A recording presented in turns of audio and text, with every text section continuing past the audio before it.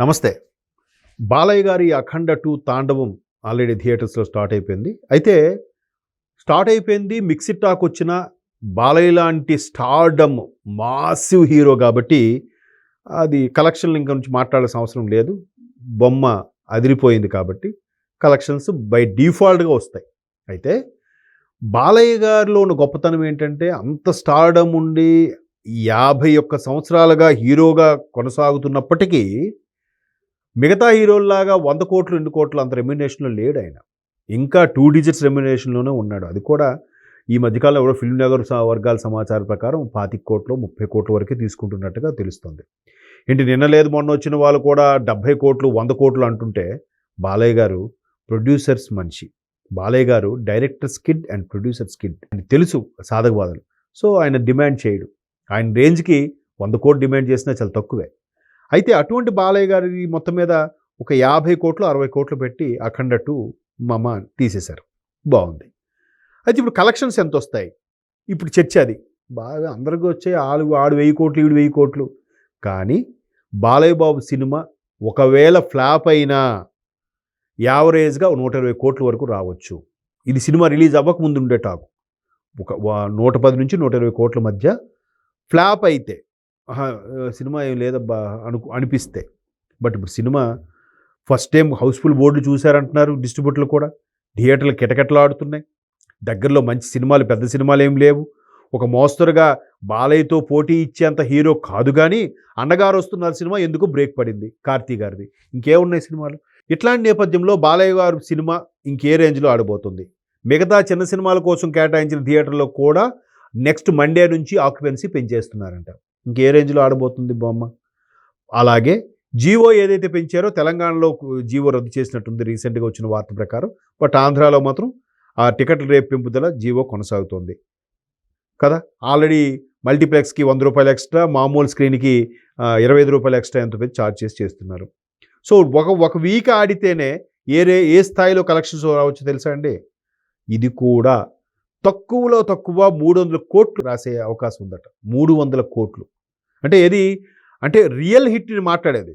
ఆడించాము అక్కడ ఓవర్సీసు, ఎక్కడ ఓటీటీ, అక్కడ ఆడియో మ్యూజిక్ కాదు.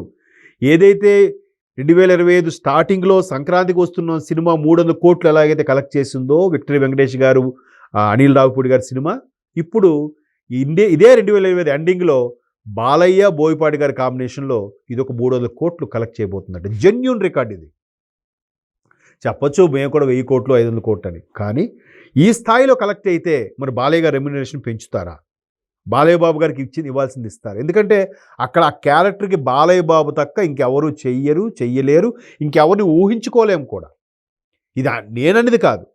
చాలా సందర్భాల్లో మెగాస్టార్ చిరంజీవి గారు లాంటి వాళ్ళు కూడా చెప్పారు బాలయ్య బాబు పాత్రలు నాకు కొన్ని చేయాలనిపించేది చేయలేకపోయానని. నిజంగానే పౌరాణిక పాత్రలు ఎవరైనా చేయగలరా? బాలయ్య బాబు చేశారా?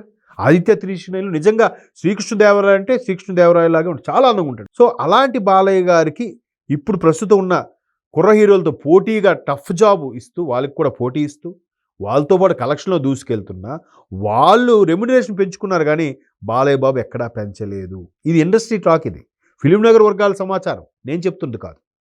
సో అటువంటి బాలయ్య ఇప్పుడు మరలా సంక్రాంతికి వస్తున్నాం ఈ స్టార్టింగ్లో, అఖండ 2 ఈ ఎండింగ్లో. అంటే స్టార్టింగు ముగింపు తెలుగు ఇండస్ట్రీకి మంచి ఓపెనింగ్, మంచి ఎండింగ్ పడింది. సో ఈ నేపథ్యంలో అక్కడ వెంకటేష్ గారికి కూడా రెమ్యునరేషన్ చాలా తక్కువేనంట. అంటే చాలా ఆయన కూడా అదే చెప్పాడు, సార్ ఇంత బొమ్మ హిట్ అయింది కదా మీరు ఎంత తీసుకుంటున్నారంటే ఆయన మైక్ తీసుకొని ఫిగర్ చెప్పను, బట్ ఇప్పుడు తీసుకునే చాలా కుర్ర హీరోల కన్నా నా రెమ్యునరేషన్ చాలా తక్కువ అన్నాడు. కరెక్ట్. అది ఆయన సినిమాలు పట్టించుకోడు.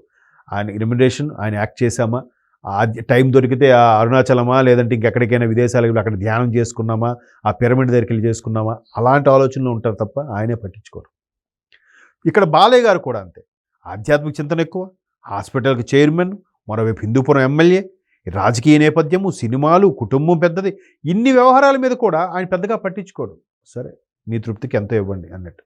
సో ఇప్పుడు ఆ 300 కోట్లు కానొస్తే బాలయ్య బాబు గారికి 100 కోట్లు ఇవ్వాలనేది సోషల్ మీడియా వేదికగా ఆ బాలయ్య ఫ్యాన్స్ చేస్తున్న రచ్చ. అది ఇప్పుడు మన టాపిక్. అంటే ఏదైతే 300 కోట్లు క్రాస్ అయిపోతుందని గ్యారంటీ చెప్తున్నారో వరస్ట్ కేసులో నేను చెప్పేది, ఇంకెక్కువ వచ్చినా ఆశ్చర్యపోకర్లేదు. జస్ట్ 300 పైన వస్తుంది. 300 కోట్ల వరకు వస్తే మా బాలయ్య గారికి 100 కోట్లు ఇవ్వాలి. ఇది మా బాలయ్య బాబు కూడా 100 కోట్ల పై చిలుకు తీసుకుని రెమ్యునేషన్ తీసుకునే one of the best top hero మావాడు అంటున్నారు.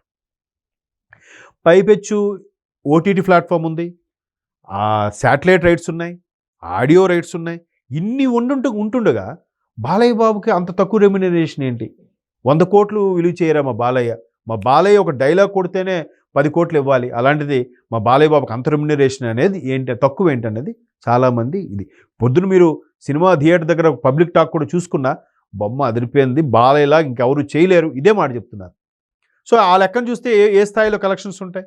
దట్టు ఇట్లాంటి ఒక సనాతన ధర్మం సంబంధించిన సినిమాలు కాబట్టి ప్రతి ఒక్కరు కూడా థియేటర్కి వెళ్ళి చూడాలి. ఆ ఇంపాక్ట్ థియేటర్లను చూస్తేనే బాగుంటుంది.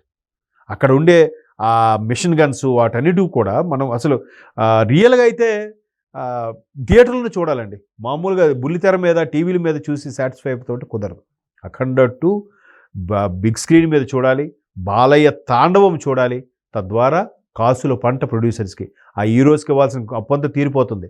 ఇక్కడ మిగతా ఎవరైతే ఫైనాన్షియల్ తీసుకొచ్చారో వాళ్ళ అప్పు తీరిపోతుంది. పైపెచ్చు లాభాల్లో ఉంటారు. ఎప్పుడైనా ప్రొడ్యూసర్ లాభంలో ఉంటేనే మరొక 10 సినిమాలు తీయడానికి ఆయన ముందుకు వస్తాడు. ప్రొడ్యూసర్ దివాలా తీస్తే, ప్రొడ్యూసర్ తల మీద తుండుగొడ్డ వేసుకుంటే ఇంకా నెక్స్ట్ సినిమా ప్రొడ్యూస్ చేసేవాళ్ళు ఎవరుంటారు? సినిమా ఇండస్ట్రీ గాడ్ ఫాదర్ ప్రొడ్యూసరే. ప్రొడ్యూసర్ అనేవాడు లేకపోతే ఇండస్ట్రీ లేదు. సో ప్రతి ఒక్కరు థియేటర్కి వెళ్ళి చూడండి. పైరసీని అవాయిడ్ చేయండి. ఐబొమ్మ లాంటివి ఎలాగో బ్లాక్ చేశారు, బట్ దానికి మించినవి కూడా ఇప్పుడు చాలా ఉన్నాయి మార్కెట్లో. అయినప్పటికీ దానికి త్వరగా ఈ విధంగా చేసేవాళ్ళు ఉన్నప్పటికీ మొత్తం మీద అఖండ 2 300 కోట్లు పైచిలకు కలెక్షన్స్ చేస్తుంది అనేది ఒక కాన్ఫిడెన్స్ వచ్చేసింది. రేపు రాబోయే వరుసగా సెలవులు ఉన్నాయి, వీకెండ్ ఒకటి ఉంది, పెద్ద సినిమాలు ఏమీ లేవు, థియేటర్స్ కూడా కాంపిటీషన్ లేదు. పైగా బాలయ్య మాసివ్ పర్ఫార్మెన్స్. వైలెన్స్ కొంచెం మోతాదు ఎక్కువ అయ్యింది అనడానికి లేదు. బోయపాటి గారి స్టైలే అంత, అది మోతాదు ఎక్కువ కాదు. ఆయనకి ఆ రేంజ్లో ఉంటేనే ఇది బోయపాటి గారి సినిమా. ఎందుకంటే బోయపాటి గారు రాబోయే మరో 5 ఏళ్ళ వరకు 10 ఏళ్ళ వరకు కూడా టాప్ 5 డైరెక్టర్స్లో ఆయన పేరు ఒకటి ఉంటుంది. మీరు రాసి పెట్టుకోండి కావాలంటే. అంటే అంత కమర్షియల్ ఎలిమెంట్ ఉన్న డైరెక్టర్ అయినా ఈ మధ్యకాలంలో అంత పక్కా కమర్షియల్ ఎలిమెంట్ ఉన్న డైరెక్టర్లు చాలా అరుదైపోయారు. ఎందుకంటే స్టోరీ బాగుంటేనే ఆడుతున్న రోజుల్లో స్టోరీతో సంబంధం లేకుండా కమర్షియల్ ఎలిమెంట్స్తో ఇట్టుకొట్టిన డైరెక్టర్ ఎవరైనా ఉన్నారా? That is Boyapati. సో కాబట్టి బోయపాటి బాలయ్య కాంబినేషన్ వచ్చిన 4వ సినిమా కాబట్టి అందరికీ 4 రాళ్ళు వెనకేసే స్థాయికి వచ్చింది. దీంట్లోనే ఫ్యాన్స్ కూడా మా బాలయ్య బాబుకు కూడా 100 కోట్లు మీరు ఇస్తారా, ఇంత కలెక్షన్స్ మేము తెప్పిస్తాం అని సవాల్ విసురుతున్నారు. సోషల్ మీడియా వేదికగా అందరూ ఛాలెంజ్ చేస్తున్నారు. చూద్దాం.